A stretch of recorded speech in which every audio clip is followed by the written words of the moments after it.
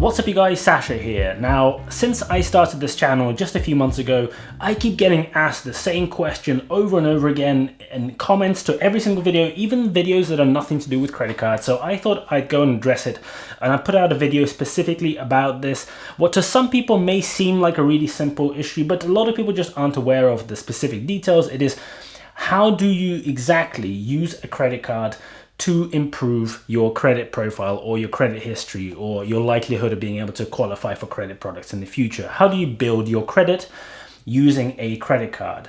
A lot of people kind of say, well, should I spend a lot on it? Should I not spend? Should I clear the balance straight away? Should I wait? How much should I spend? Like what should I do with it? Should I have multiple? I'm going to cover all of these. I'm going to walk through it one step at a time. Just a super quick disclaimer. I am not a financial advisor. I am unable to provide financial advice because I don't know anyone's personal circumstances, and I'm not actually regulated to do so. If you do want financial advice specifically for you, you can go and find a suitably qualified professional and seek that somewhere else. This is just an educational channel.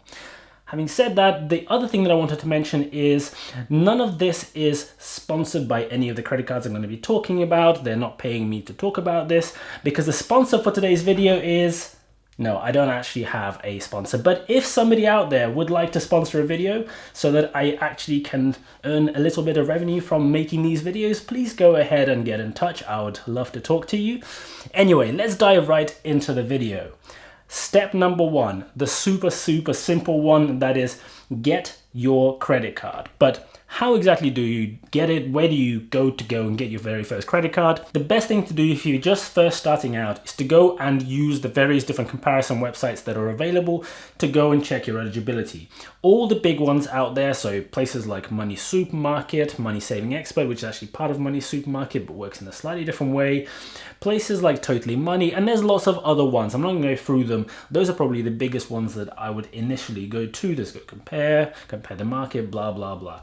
Anyway, go and try some of these different websites, and it's actually better to try more than one. Most of them will work on a soft check basis. In fact, all the big ones work on a soft check basis. So what this means is when you go and input your details and you go and look at which credit card products you might be eligible for, that particular search will not be officially recorded as a full search on your bureau, and as a result, it won't impact your eligibility. In the past, and maybe if you saw or read some information that is a bit outdated, this would have been the case, and searching and applying for credit cards would have been a bad thing. Today, it doesn't really matter. You can go and check your eligibility on all these different platforms, and then check which credit cards you are eligible for. If you're new to credit cards, the likelihood is you'll only qualify for tier 1 or tier 2 credit cards. If you want a full breakdown of what these different tiers are and exactly how you can move up between these different tiers and what kind of cards you can get, I'm going to put a video, I'm going to link it in the description below, I'm going to put it up here as well for those watching. Make sure you watch the rest of this video first, then go and check that one out. Anyway, the likelihood is you only qualify for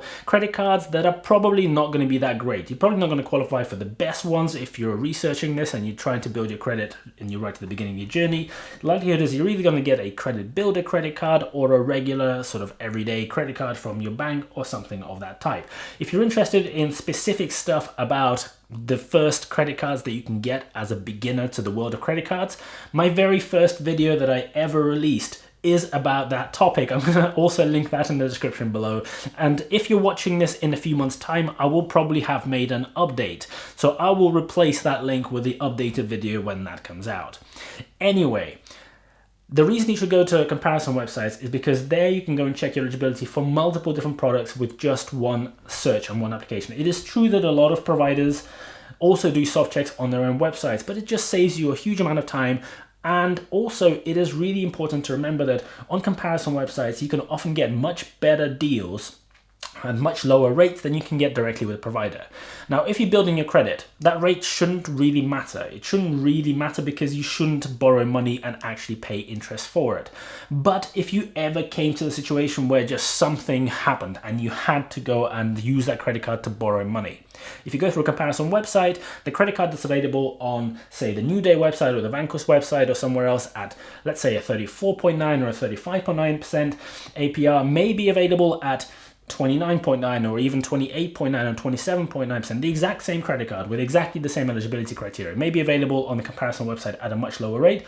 So if you have to go and get it from somewhere, you might as well go through that channel because there's no other difference there. Now, after banging in all your details into these various different comparison websites, you may find that you don't qualify for absolutely anything. They tell you that no credit card provider will say yes to you. And the likelihood is there are two possible reasons. Now, there's a third, which is you got some of your details wrong, like you mistyped your address. This is actually more common than you think. Make sure you go and check exactly what you have typed. Sometimes people go and type in lower ground floor flat when actually their officially registered address is flat A or something else like that. And then what will happen is none of the credit card providers can actually match you to your credit profile because those two aren't the same, and as a result, everyone will decline you. But assuming that you've typed everything correctly, there are two possible reasons why you may not qualify for any. And if you fall into one of these reasons, you need to go and address it. You need to address them so that you can then go and improve and build your credit. Reason number one, you are new to credit. The likelihood is you're probably quite young, or you've just never in your life used any form of credit. You've never had mobile phone contracts, current accounts with overdrafts, or loans, or anything else. Maybe you had one. Maybe you had like a phone contract, but that phone contract doesn't report to the bureau that the credit card companies use.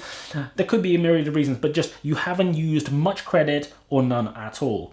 And in this situation, you need to go and start somewhere. So the ways to go and build your credit if you're in that position so that you can then qualify for some credit cards is, first, go and make sure you're in the electoral roll. That's one really important criteria that people use. Go and register.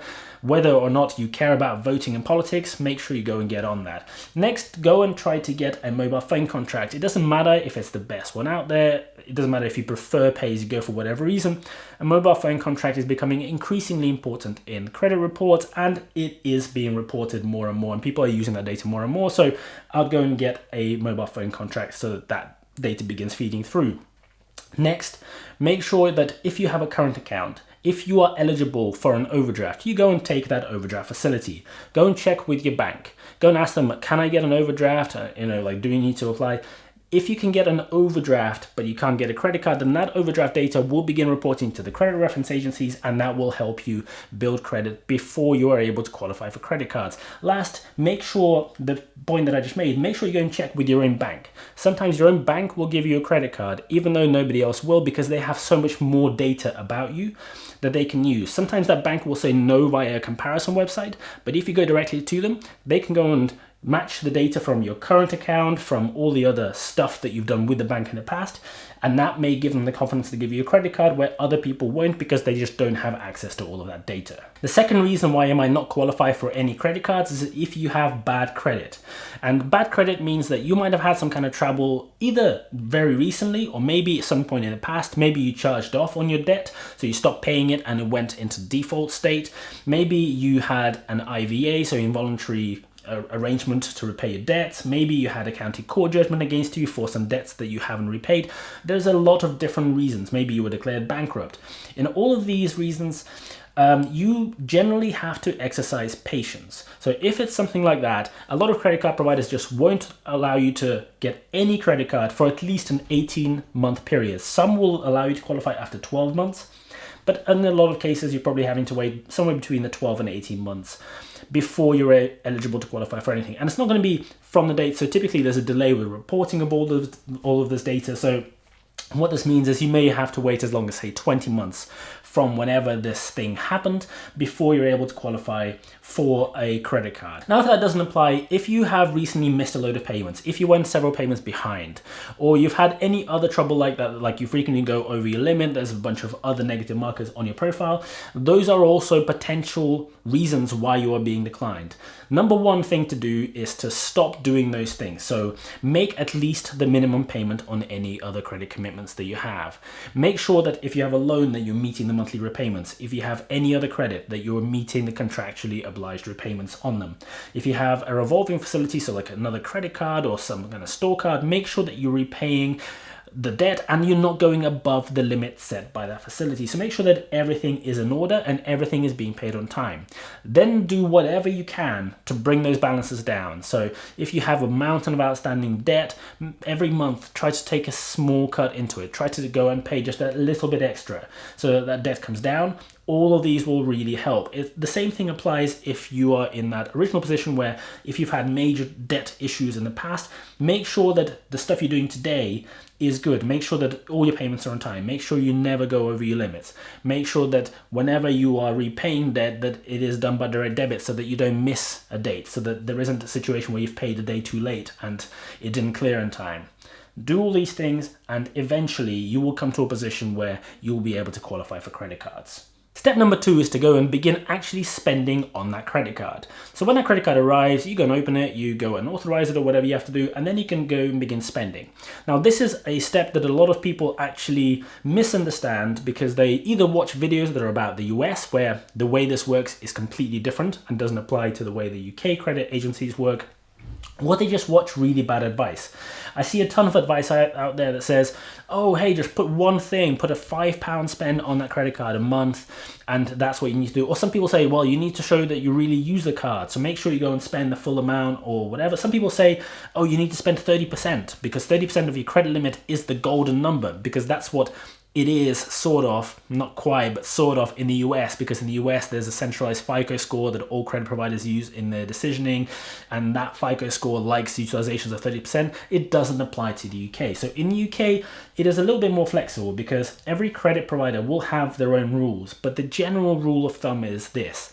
If you go and fully max your credit card, so if your credit limit is £500 or £250 on that very first credit card that you have, and you go and spend pretty much the full amount, so you go up to £490 on that £500 limit, that will look like you are potentially stressed in financial sense. It will look like maybe you are, really needing to borrow money. It will look like maybe you need more credit, and the credit that you're using, you are already maxing out and you're not able to go and pay for basic necessities with money from elsewhere. So you don't want to show credit card companies that you are in that potential position. Even if you're not, even if you are not in that position, you don't want to go and max your credit cards because it indicates that you're potentially in a credit stress situation. You also don't want to go and get a credit card and then not use it at all, or use it a tiny amount, because it will show potentially that you don't really understand how credit cards work, you don't really use them, and therefore your knowledge of how they work is not actually good enough to be able to qualify for better products in the future and build your credit that way. So if you go and get a credit card and it just lies in a drawer, don't use it, that's actually worse in some cases than not having a credit card at all.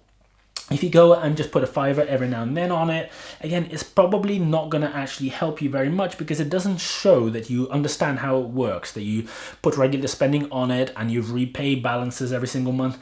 It's just on the low side. So for most lenders, you probably just want to put some reasonable amount of spend on it. So long as it doesn't go too close to the top boundary, just put regular shopping. So when you go to the supermarket and you buy food, or when you buy any other regular things, you pay for regular bills. If you can pay for those bills using your credit card, go ahead and do it, because all of these are just regular everyday spend. Don't go and buy stuff that you wouldn't otherwise buy just because you now have this credit card, because that can actually go and get you into debt. If you're not able to actually afford that thing, then you build that balance and you don't repay it in full. We're going to come to that in just a second, but go and put just your regular everyday spend. If you go and fill up your car, go and put that on your credit card instead of paying for it with your debit card. Those types of things. Really, really important. Do not go and immediately repay your credit card. Some people think that that is the way to do it. They're like, I spent this morning and this evening I logged on and I made a faster payments and I've repaid that in full. So that's really good. Everyone's going to think that I'm a very credit-worthy person because I repay so quickly. It's actually a bad thing, because in the data set that every credit card company provides to the bureaus, there's a huge number of variables. There are several hundred variables, about 1,000 on average. And a lot of these variables for every month are things like, what is your balance at the end of the month? And at the end of the month is not the end of the calendar month. It is an arbitrary date, which is different for every credit card provider. You won't know what it is, but you want to make sure that there is some balance showing on there, because that's how they know that you're actually using the credit card. There's another variable, which is the balance on your statement date. So if you don't have a balance on your statement date, again, that's not good, because some people will be using that balance in their credit decisioning. There's other variables as well that are linked, like average balance throughout the month. So if you go and spend and clear the balance within the same day, the closing balance on that day may show as 0. So it will look like you haven't actually spent on the credit card at all. So that's not a good thing, because you want to show that you are responsibly able to borrow money. So what you want to do is to go and spend it, but not clear it in full. What you want to do is to go and pay it in full after your statement is generated, which is my point number 3. So step number 3 is go and make that repayment. There are 2 key things here. Number 1, you want to go and repay the balance in full. This kind of goes back to the stuff I was mentioning earlier. Don't spend money that you can't actually afford. Make sure the stuff you're spending, you actually have money in your current account to pay for, so that then you can go and repay the credit card in full. If you don't repay the credit card in full, you're actually doing your credit building a disservice. People will look at you and say, oh, no, he now has debt. He now has debt that he can't afford because he actually carries a balance and he pays interest, and you are actually going to spend money on interest that you won't be able to repay debt with, and that can build into a whole mountain. You don't want to go there. If you're wanting to build credit, and that's the reason why you're doing this, you want to go and put the balance on your credit card and then repay it in full after the statement is generated. Now, some people like managing everything manually because that's how they work, but the difficulty here is this. You don't want to repay too early, so you don't want to wait for the statement to generate and immediately clear it that day, because the thing I was mentioning earlier, sometimes the end of the month could be, say, 2 days or 3 days after that statement date is generated, and then some of the numbers in your bureau will look like you had a 0 balance that month if somebody uses that field instead of the statement balance field. You want to make sure that you give all the various different fields the maximum amount of time possible to populate with data from that month. So it's better to pay somewhat later in the cycle. So typically when your statement is generated, you'll have a period of say 20 to 25 days. It depends on the credit card provider and the specific scheme that they use and the version of that scheme. But anyway, typically it's about 20 to 25 days after the statement is generated that the payment has to be made. So it's better to make it later, but it is super important not to make it too late. If you're making these payments manually, it can take several days for that payment to actually clear, and it's the clearing date that matters, not the date on which you made the payment.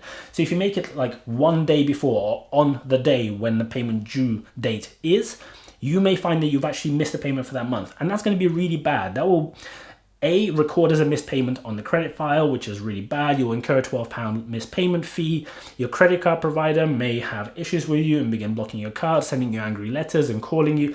You don't want any of that. The best thing by far to do here is to set up a direct debit for the full payment. The direct debit will come out right at the end on the last possible day.